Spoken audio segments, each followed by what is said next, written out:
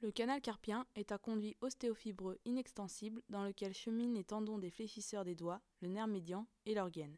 Il ne contient pas de vaisseau qui reste en superficie. Ce canal est fermé en avant par le rétinaculum des fléchisseurs sur environ 2 cm et en arrière par les os du carpe et un système ligamentaire. Son rôle est de maintenir les tendons pendant la flexion du poignet, mais il peut être source de dysfonctionnement, comme dans le cas du syndrome du canal carpien, que nous expliquerons par l'anatomie dans cette dissection. Nous montrerons aussi les rapports du canal carpien, dont la compréhension est importante pour la prise en charge chirurgicale.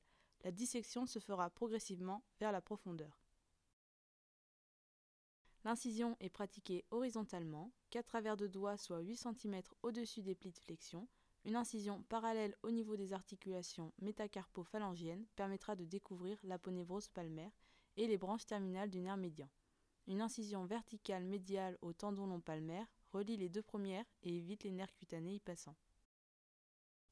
Immédiatement sous la graisse sous-cutanée, nous trouvons l'aponévrose antébrachiale, le tendon du muscle long palmaire devenant l'aponévrose palmaire dans la main. De chaque côté, les nerfs cutanés palmaire, ulnaire et médian, issus des nerfs du même nom, innervant la peau de la face palmaire du poignet. Le nerf cutané palmaire, ulnaire émerge de l'avant-bras. Le nerf cutané palmaire du nerf médian quitte le nerf médian 1 cm au-dessus du rétinaculum des fléchisseurs, latéralement au muscle long palmaire. Très fin, il n'est pas visible ici. Les 3 tendons visibles dans cette région sont le fléchisseur radial du carpe latéralement, le long palmaire et le fléchisseur ulnaire du carpe médialement. Le fascia antébrachial et le ligament carpien palmaire ont été coupés pour montrer l'artère radiale. Le tendon long palmaire, le muscle court palmaire et l'aponévrose palmaire ont également été resséqués pour isoler la loge de Guyon. Les éléments vasculaires sont dans le plan superficiel, au contact du rétinaculum des fléchisseurs. Les branches palmaires superficielles ulnaires et radiales formeront l'arcade palmaire superficielle. L'artère radiale passe entre le tendon brachio-radial et le fléchisseur radial du carpe. Sa branche superficielle chemine au-dessus du rétinaculum des fléchisseurs, ou le perce. L'artère ulnaire passe entre le fléchisseur du 4e doigt et le fléchisseur ulnaire du carpe, au contact du nerf ulnaire médialement. Les muscles des loges ténariennes et hypoténariennes sont des rapports essentiels du canal carpien, par leur insertion sur le rétinaculum, le recouvrant complètement. 5 muscles s'y insèrent. Vers la profondeur, les muscles hypoténariens sont le fléchisseur du 5, qui est innervé par le nerf ulnaire, et s'insère sur la base de la première phalange vers le rétinaculum. L'opposant du 5, innervé également par le nerf ulnaire, s'insère sur le 5e métacarpien vers le rétinaculum.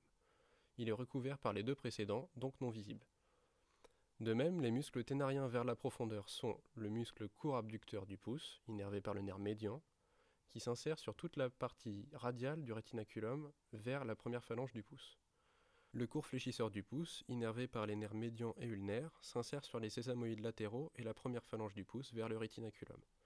L'opposant du pouce, innervé par le nerf médian, s'insère sur le premier métacarpien, latéralement, puis sur la partie la plus latérale du rétinaculum. Il est fin, profond et invisible sur cette dissection.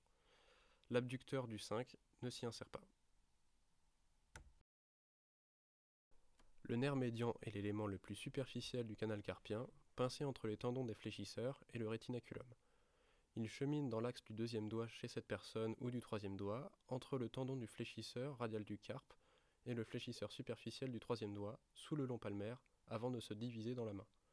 Ces branches étant protégées par l'aponévrose palmaire avant de rejoindre la superficie. Ils sont satellites de leur artère. Nous détaillerons ces structures dans la 2e partie du cours.